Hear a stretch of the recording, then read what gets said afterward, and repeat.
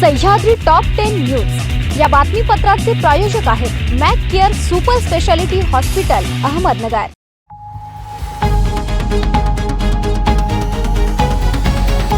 नमस्कार, मी साक्षी न्यूज 24 सह्याद्रीमध्ये तुमचं स्वागत। पाहूया अहिलानगर जिल्ह्यातील महत्त्वपूर्ण बातम्यांचा आढावा सह्याद्री टॉप 10 मध्ये। स्वयंरोजगाराचे आमिष दाखवून कर्जत तालुक्यातील तब्बल 439 बचत गटातील महिलांची 4,82,900 रुपयांची फसवणूक झाल्याचा धक्कादायक प्रकार समोर आलाय। शिलाई मशीन योजनेच्या नावाखाली प्रत्येकीकडून 1,100 रुपये उकळवण्यात आले, मात्र एकाही महिलेला मशीन मिळालं नाही। या प्रकरणी पंचायत समितीच्या CRP सरोज सुभाष सुतार यांनी कर्जत पोलीस ठाण्यात धाव घेतली आणि तक्रार दिली। सरोज सुतार या 2019 पासून CRP म्हणून बचत गटांना विविध शासकीय योजनांची माहिती देतात। महाराष्ट्रात अवकाळी पावसाचा अंदाज वर्तवण्यात आला। हवामान विभागाने वर्तवलेला अंदाज काल खरा ठरला, कारण सांगलीसह काही जिल्ह्यांमध्ये रविवारी पाऊस पडला। हवामान विभागाकडून 23 एप्रिल पर्यंत पावसाचे अलर्ट जारी करण्यात आल्यात। अहिलानगर जिल्ह्यातही 20, 21 आणि 22 पावसाचा येलो अलर्ट देण्यात आला। माझ्या चारचाकी वाहनातून शासकीय कामासाठी जिल्हाधिकारी कार्यालय येथे जात असताना रात्री 7:45च्या सुमारास उपनगराध्यक्षांचे पतीने नेवासा येथे आपल्यावर जीवे मारण्याच्या हेतूने कट्ट्यातून गोळी झाडल्याची फिर्याद नगरपंचायतच्या मुख्याधिकाऱ्यांनी नेवासा पोलीस ठाण्यात दिली असून त्यावरून आम आदमी पक्षाचे नेते व उपनगराध्यक्षा शालिनी सुखदान यांचे पती संजय सुखदान यांच्यावर गुन्हा दाखल करण्यात आला। दरम्यान मुख्याधिकाऱ्यांवर गैरव्यवहाराचे आरोप करत खोटा गुन्हा दाखल करण्याचे सुखदान समर्थकांनी नेवासा बंदचं आवाहन केलं।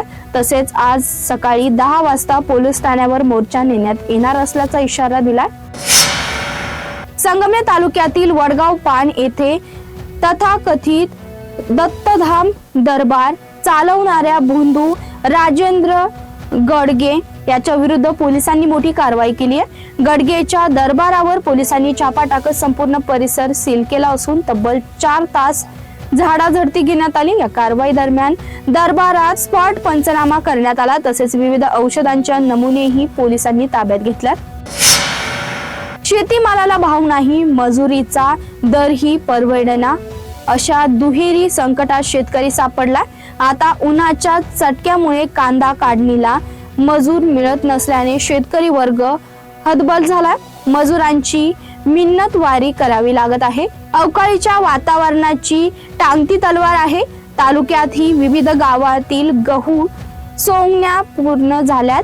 शेतकऱ्यांनी काढलेला गहू आहे त्यात भावात व्यापाऱ्यांना विकला जातो। आता उन्हाचा पारा वाढलाय, उकाडा वाढल्याने गहू पिकाची काढणी झाली, मात्र कांदा पिकांना मजूर उन्हामुळे धजत नसल्याने मजुरी वाढली आहे।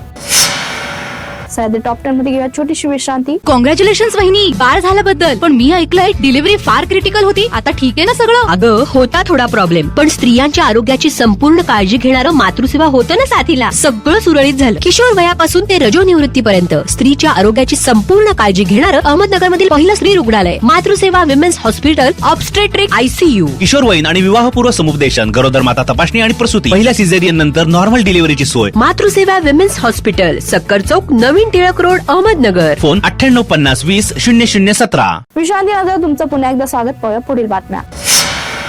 सतत शिवीगाळ व जीवे मारण्याची धमकी देऊन संजय सुखदान यांनी माझ्यावर गावठी पिस्तुलातून गोळ्या झाडत हल्ला केल्याचा आणि जीव मारण्याचा प्रयत्न केल्याचा आरोप नेवासा नगरपंचायती मुख्याधिकारी निखिल फराटे यांनी केला असून याबाबत त्यांनी अहिलानगर येथे तोफखाना पोलीस ठाण्यात सुखदान यांच्या विरुद्ध फिर्याद दिली आहे। पोलिसांनी गुन्हा दाखल केला असून नेवाशात यामुळे खळबळ उडाली आहे।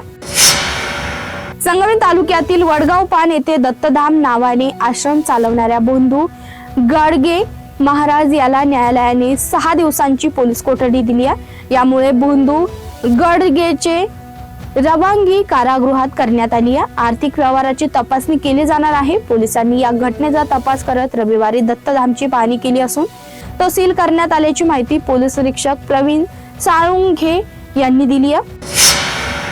जिल्ह्यात 20 ते 23 एप्रिल दरम्यान विजांच्या कडकडाटासह वादळी वारा हलका ते मध्यम स्वरूपाचा पाऊस आणि सोसाट्याचा वारा वाहण्याची शक्यता भारतीय हवामान खात्याने व्यक्त केली आहे. त्यामुळे जिल्हा प्रशासनाने जिल्ह्यात येलो अलर्ट जारी केला. गेल्या काही दिवसांपासून काही तालुक्यात तापमानाचा पारा 42°C नोंद झाला.